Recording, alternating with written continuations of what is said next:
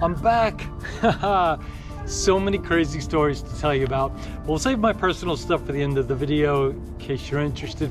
Now, today's drone cinematography tutorial, it's the 5 essentials that the other channels, they just don't seem to talk about. I can't wait to share them with you. Come on, let's go.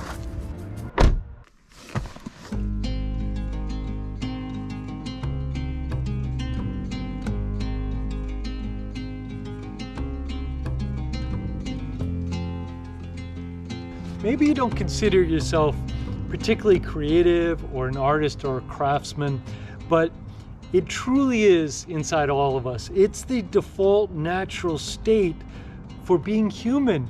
I mean, you look at kids and without thinking about it, without hesitation, that's all they do is create and they express themselves.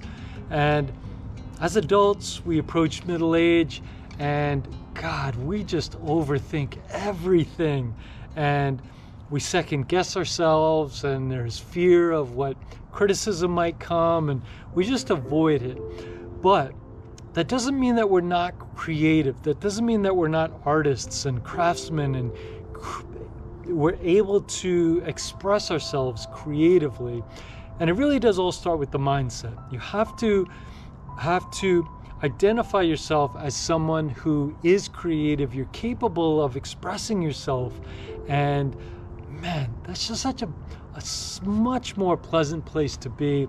And for us here in the drone community, we love our flying cameras. Man, there's just something about being able to put a video camera anywhere up in the sky in like a 1-mile radius.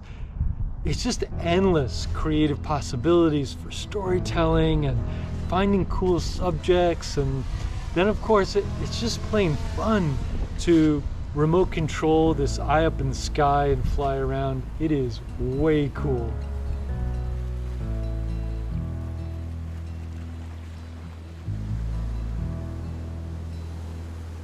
So I think it's relevant here just to say really quickly how I became a creative. And it wasn't until midlife. It was, I think, about my early 40s, maybe late 30s, 38, 39, that I suddenly became a craftsman and creative. So in college, I studied corporate finance. I wasn't an artist or a craftsman in any way, but I studied corporate finance because I liked money. That's all I knew. So I worked on Wall Street. I ran screaming from that after a few years. Then I worked at 2 technology startups, and I was doing sales and business development. And it was a few years after that when, totally self-taught, I just became a leather craftsman, and I fell in love with it. And I really, every day I was struggling, but I was dedicated to the craft. And every day I was creating and failing and learning and trying again. Happy accidents. You try new things, you learn, and it just very quickly you become, whatever you're passionate about and you do consistently, you will improve at. And that feeling of improvement, man, there is nothing more motivational than that. So I did that for 11 years. I was a leather craftsman. And then several years ago, I picked up a video camera, and now I'm full-time videographer, storyteller, and I absolutely love it. So yeah, I mean, I did it. I pivoted away from the office job to now I support myself on my creativity, and I am not special. Anyone can do it. You just have to have the mindset that you can do it, that you are capable of creating and being a craftsman or expressing yourself. Oh, now I'm going to radically separate our beloved drone hobby into 2 types of guys. Neither is better or worse, they're just different.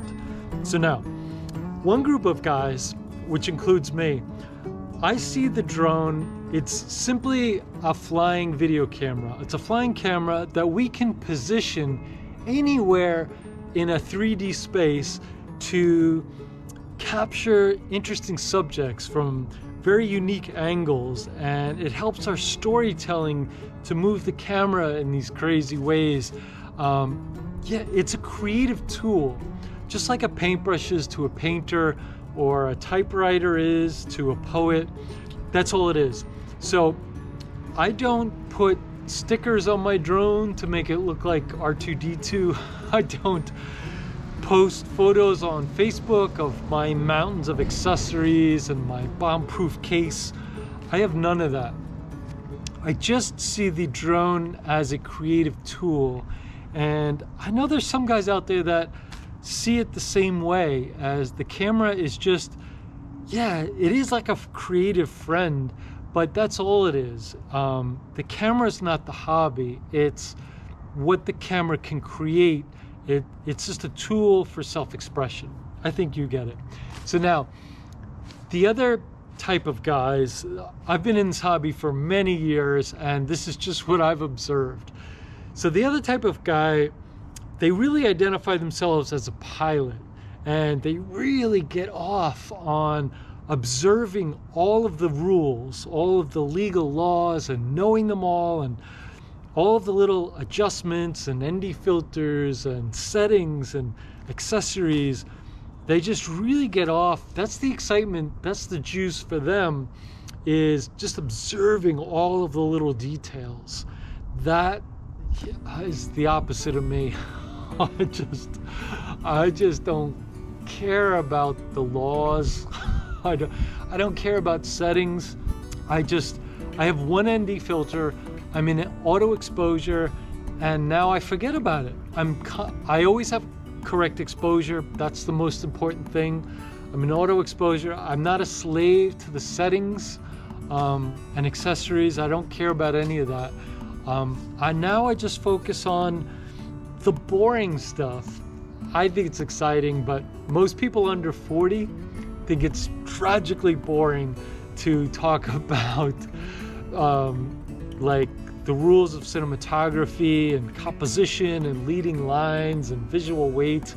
Oh, they will leave your YouTube channel faster than anything else. So, but I think once we hit middle age, those of us over 40, 45, there gets a point where we realize that settings will only get you so far, but then it's the important stuff, like composition and finding an interesting subject and storytelling and perspective, and the camera just becomes our creative tool to show how we see the world and how we want to document our scene. And that's kind of where I went with this channel, is I like that better. Man, I distinctly remember it was about 2 years into my drone journey, and I was watching every video on YouTube tutorial about all the ND filters you need. I had like 300 ND filters, and I was learning all about cinematic motion blur and hot LUTs and all of these things. And it was about 2 years into it when I realized, oh, none of that actually matters, because here's the whole thing. Having cinematic motion blur and a hot LUT, the perfect color grade, none of that matters if your footage is boring. None of that can fix. And the best editing programs, Premiere Pro and DaVinci Resolve, none of that will fix bad footage. Like, what I mean by bad footage is if it's boring, if your subject is weak, if you don't have, if there's a lot of extra, like unnecessary things in your shot that are distracting, like telephone poles or ugly parked cars or things in the scene that don't need to be there, they're distracting. If you're not capturing your subject from like unique angles and your storytelling, and you have wide establishing shots, and then you have mid shots, and then you have close-ups of your subject. You got to have a mix of those types of things. So it's those types of photography and cinematography rules. That's what makes interesting, engaging footage. It is not cinematic motion blur. So I think you get the point. It took me 2 years to learn that. And that's what I bang on about this channel here, is those things, those essentials. And here's the last thing I'll say about it. It definitely gets overwhelming at first, because there's several of these really important rules of cinematography. Rules of composition, like leading lines and visual weight and simplification, and they all kind of fight for your mental space at first. It's like, oh, which one do I follow and which one do I adhere to? Rule of thirds or rule of symmetry. But it very quickly becomes second nature. If you stick to it and you become dedicated to learning those, forgetting about manual exposure and ND filters and all the settings, and just focus on the rules of composition and cinematography, it pretty quickly becomes second nature.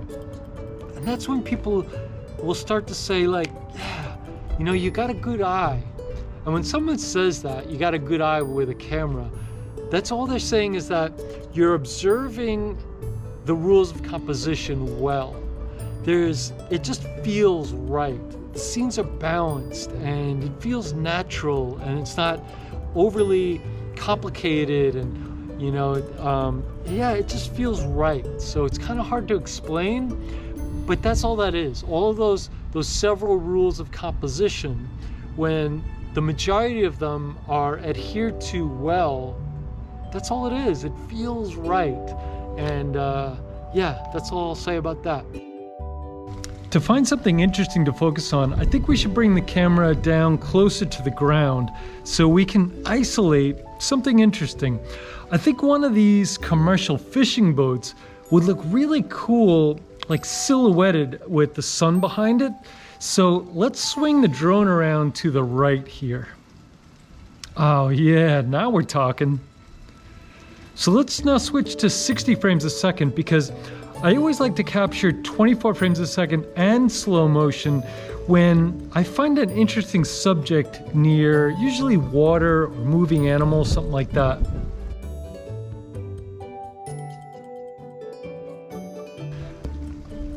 Man, I wish there were more going on in the scene here, like some fishermen working or more seagulls, something. Ah well, I think we did the best we could with this scene. I'm happy. And this is such an important point here. I want you to notice what you're noticing before you're flying, during your flight. Notice, where is your mind going? What are you thinking about? If you notice that you're thinking about changing filters, or you're worried about Karen over there, or you're worried about crashing, like all of those things are stealing your mind from the creative things that you want to accomplish with a camera.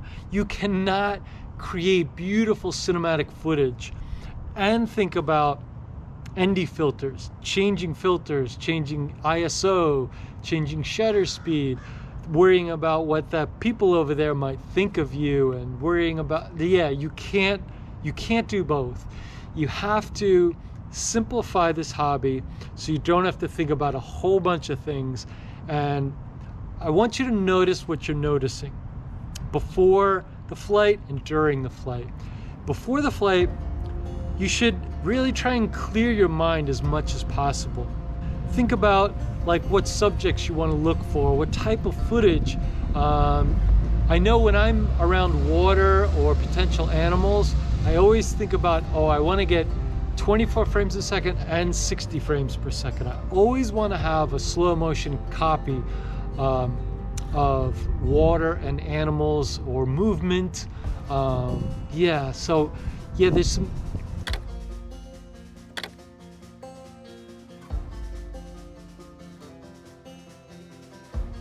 creative things that before the flight I definitely want to be in touch with. I want to make sure that I'm not really, like, my mind's not overactive. I'm not thinking about other things. I want to really clear my mind and be present right before I start filming. And then during the filming, I'm always super cognizant of where my mind is, what I'm thinking about. And things always pop up.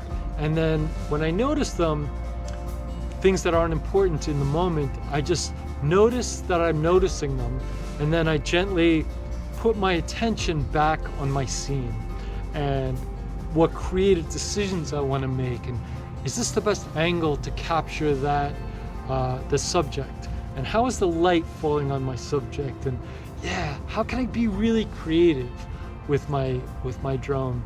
Yeah, so notice what you're noticing before and during your filming. I'm sure you've heard of flow state, and man, that is such an important thing to get to learn, especially if you're really serious about anything, really, creative or sports or business, anything. Flow state is foundational to progress. And in case you haven't you haven't heard about this concept of flow state, it's simply when you ever be so caught up in something that you just don't notice time has gone by. Maybe 2 hours have gone by and it feels like 5 minutes. And you've also been so engrossed in what you're doing that you've also noticed that you've had new creative breakthroughs, or you had a couple of really good ideas and creative breakthroughs, and yeah, that's flow state. You're not thinking about the thing, you're just doing. Your mind is so quiet and calm and focused that you're operating on instinct. You're not overthinking things. You're not worried about failure, none of that.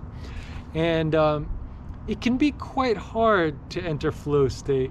There's a place called, it's a business, it's a website called the Flow State Collective Institute, I think. I'll put a link down below, but they're kind of the premier place where they're researching flow state.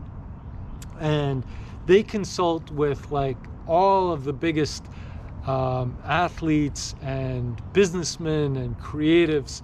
The people who know, the most accomplished people, realize flow state is the key to unlocking progress in whatever you're doing, because you can have your camera in your hand, but if your mind is overactive and you're not present and you're not entering that flow state, yeah, you just won't have those creative breakthroughs. And boy, I tell you, there is nothing more motivational than seeing that progress and having those moments in life where you're like, wow, where you impress yourself. You're like, whoa, yeah, I did that. That's really rewarding. And those almost exclusively come from entering flow state. So the more you can learn about entering, there's a lot of little triggers that help you enter flow state, and they're different for everyone. There's some commonalities, but I'll put some links down below to help you learn more about flow state if you want to. Let's return to our drone scene here. So we got some simple footage of the fishing boat. Let's now go buzz around and find another subject to document. It's a bit frustrating because normally at this location, there's lots of action. People all along the inlet there with a fishing rod, kids playing, lots of seagulls everywhere, boats coming and going. Oh, but today, nothing. When I've got the drone up and it seems like there's just nothing going on in the scene, I usually like to go really low to the ground to find some kind of subject or action that's worth recording. So let's go down by those rocks over there and see what we can find.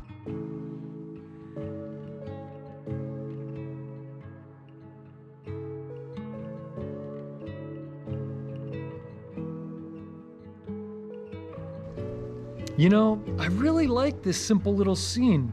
If there was a big, obvious subject somewhere, I probably would have overlooked something so simple like the waves crashing against the rocks.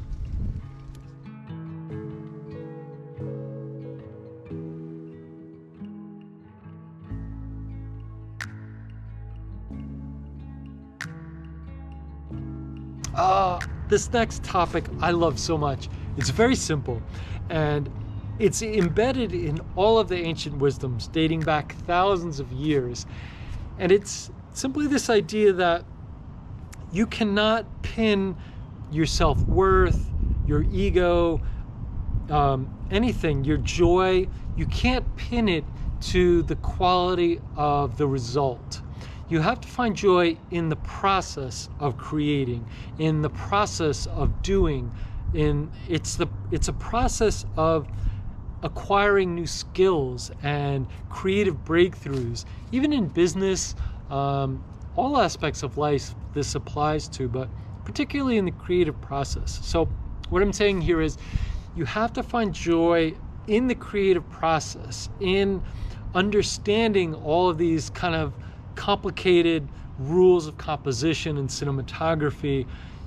Take one at a time, learn it, practice, fail, try again, and your footage may not look good for quite a long time while you're sharpening these new skills and understanding these new concepts.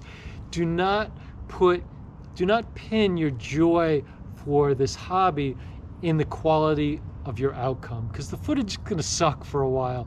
And it typically, when you're acquiring new skills and you're understanding new concepts, yeah, it's going to take a while for the results to show up in the footage. So yeah, and I just don't want to see you give up on this hobby, or say that, just kind of throw your hands in the air and say, I'm just not a creative person, I'm just not an artist. No. We're all capable of improvement. You just have to be dedicated to the voyage, to understanding that it's a process, finding joy in the process of trying out these new kind of creative guidelines of cinematography and photography, and not being a slave to settings and accessories and that kind of thing. So yeah, it's just that concept of finding joy in the creative process. We all have joy. I mean, the flying of the drone is so much fun, but once you find a subject and you're like, how can I really create an engaging, interesting, beautiful footage here? That's where you're becoming an artist, a craftsman, a cinematographer. If you want to learn, kind of dive even deeper into that particular part right there, I've got a masterclass. I created it a while ago now, and oh my God, I've just had hundreds of students go through it, and they leave me the most heartfelt messages. They just love it. It's not technical.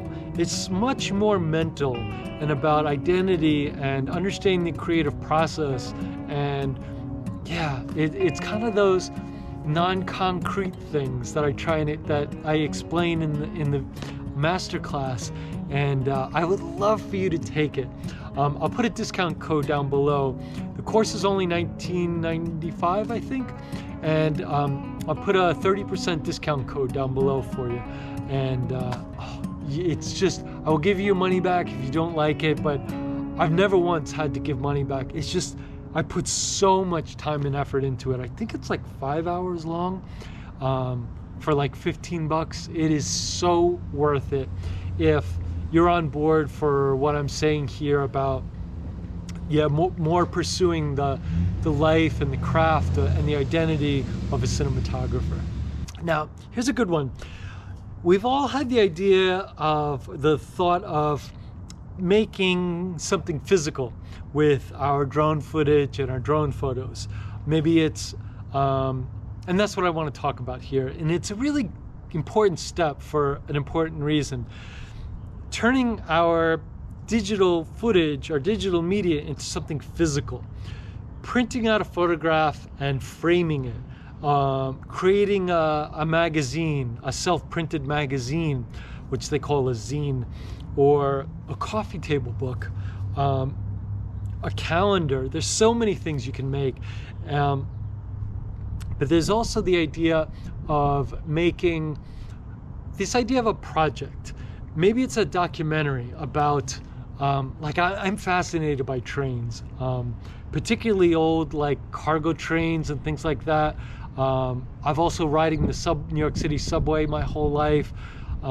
Passenger train. I love trains, and drones give us such unique perspective on trains. So one of my projects is going to be a documentary a small documentary with a small, either a coffee table book or a zine, just something printed that's going to correlate with the documentary. And it's going to be stories as I travel across the country, which I'm going to do in the somewhat near future. So it just, you could see how excited I get about this project. So having something definitive, a project, a goal, it's creative guidelines that's moving you in a direction, and it's almost like pulling you in a definitive direction, is such a great way to give new life, especially if you've been flying drones for a long time, or you've had a camera in your hand for a really long time. This idea of setting a goal, I'm gonna do this thing, and holding yourself to it and seeing it through, and then you've got the thing in your hand. It's so motivational. I think for a lot of us, it's that next step that we need to do. And so I want to encourage you to think about it. If you want to bounce some ideas off me, I would love to do that. I would love to consult with you on that and give you my feedback on it. Here's my email address, and I'll put it down below as well. If you want to send me a personal email to get some feedback on a project you're thinking about, super cool. So that's something for you to think about as well. So we're going to talk about this new to me motorcycle behind me, and moving forward with this channel, I'm going to continue to do a drone episode every few episodes. I promise I will do a drone one because I just love it so much. But my other lifelong passion is motorcycles, and in the near future, at some point, I'm going to be traveling across the country, and then south of the border at some point as well. A lot of documentary projects coming, so what a roller coaster it's been the last several weeks. So the last video I posted on this YouTube channel, I got my dream motorcycle. It was a 1979 Harley Davidson FLH shovelhead touring bike. I loved it. I spent weeks customizing it. I made a great YouTube episode about it, but oh my God, it just constantly broke down. And I'm a mediocre mechanic, but there's certain things I can't fix. I can't break open the motor or the transmission. My experience and knowledge with the electrical systems is a bit limited, so I was just constantly paying my mechanic to fix these things, and I just went broke trying to get this thing running. So I made a tough decision. It was actually an easy decision, but so I had to sell that motorcycle, and I always, my entire life, wanted to build a long, stretched out hippie chopper, a traditional classic chopper. What makes it a chopper? The frame has been stretched and raked. The front end is typically at least 6, 7, 8, 10, 12 inches over a stock front end. So it's this long, ridiculous, crazy cool motorcycle. I never built one. I never owned a traditional chopper my whole life, and I always wanted one because they are just the pinnacle of creativity, self-expression. You can get as wild and as weird as you want, and that is me. So I realized this is the opportunity for me to get kind of a starting point for a traditional cool chopper. And that's what I did. I found this motorcycle where the frame was already, the frame and the stance, that's all I wanted. So the frame was already cut, stretched and raked, and the front end is 10 inches longer than a normal front end.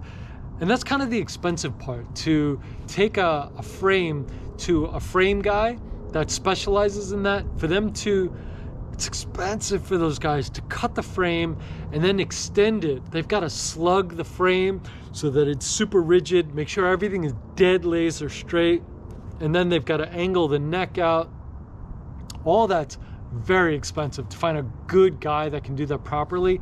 So that's what I did. I found a frame that was already chopped and stretched and raked exactly the way I wanted it, and I found out who did it, and it's a total professional. So this thing was perfect. So now I spent the last few weeks turning this thing into my forever bike. New wheels, I took the front fender off, I took the front brakes off, I took the turning signals off, different wheels, different exhaust. I'm putting a different gas tank on this week, different handlebars, grips. I'm changing the seat, totally customizing it. I'm having the time of my life customizing this bike. I actually rode it around for a few weeks before I pulled out all the wires. I've never wired a bike in my life, but I spent about a week with ChatGPT and consulting with some friends on how to rewire the motorcycle. And I'm actually I'm customizing it. So it's gonna have no ignition, no key ignition. And I'm also removing the starter button. So what I'm putting in is a battery kill switch, which I'm gonna hide somewhere. And I'm putting a push button solenoid on the starter solenoid. There's a plunger. It's basically just a large button that you push. So all you have to do is turn the battery kill switch on, then you push that button and it starts it up. So it eliminates the fail point of the ignition key. It eliminates the fail point of the push button. And the other thing it does is, you see a lot of guys, they put a trickle charger on their motorcycle. And the reason is there's what's called phantom draw. All of these electrical components are hooked up to the battery. And overnight, some of them or one of them kind of, they draw down from the battery a minute amount of electrical power. And that's why you need a trickle charger, because those things are drawing power overnight. So what a battery kill switch does is it eliminates that. It basically just the turn of a little switch, it disconnects the battery from all the electrical components, so you'll no longer have phantom draw. And also, God forbid you have some kind of electrical short or a fire, you immediately hit that battery kill switch and it will disconnect that electrical short from the battery. So there's a whole bunch of those several reasons why that battery kill switch is good. Putting that in here, I'm eliminating those other things. I'm excited. I've never done it. I'm nervous, but I spent a week researching it and I've laid out my map. And yeah, I'm doing that next week. I'm going to tackle wiring the whole bike from start to finish, and very cool. I love this copper look. So what I did was, this is just a steel fender. I sanded off the paint and the primer down to raw steel, and I left it kind of scratched and gritty, and I found this, it's just a solution that you rub on and it gives a very thin copper plate. So it's still transparent. You can still see the scuff marks of the steel below it, but it looks like copper. It looks like a copper fender. Super beautiful. And I'm actually going to put a satin clear over that soon. My new gas tank comes in a few days. I'm going to copper plate that and then seal it. New seat I'm going to do next week as well. I'm so excited. And so I rode this thing around for about 2 weeks before I ripped it apart. It's just so different than any other motorcycle. Riding this crazy long chopper, this relaxed, comfortable riding position. Oh, it's just so cool. So this thing will be in all of my videos going forward. I'm either going to call it my El Camino, or I'm going to name her Jolene. Maybe both. Anyway, that is it for this episode. Thank you so much for watching. Thank you for all your support. I miss you guys. And I promise to be more consistent moving forward. And I'll see you in the next one.